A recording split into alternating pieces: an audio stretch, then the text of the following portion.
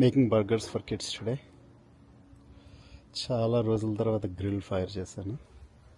Okay, pat is just went to the grill.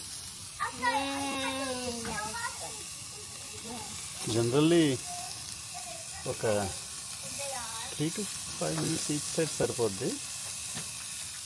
Temperature track చేయాలి. మనం medium to well done చేస్తే let's target 160 for well done.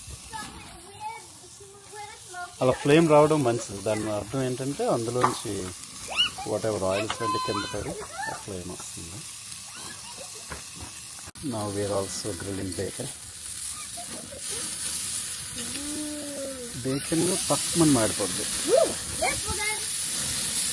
So bacon cheese burger ready. ఎలా ఉన్నాయి cheese burgers? Bacon cheese burgers patty scratch నుంచి చేస్తాం. Bacon ఈసారి మార్చలేదు. Salt perfect చేస్తాం. చీజ్ కూడా మెల్ట్ అయింది. అవునా?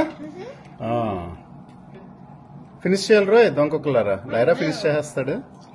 చూద్దాం. Bye bye.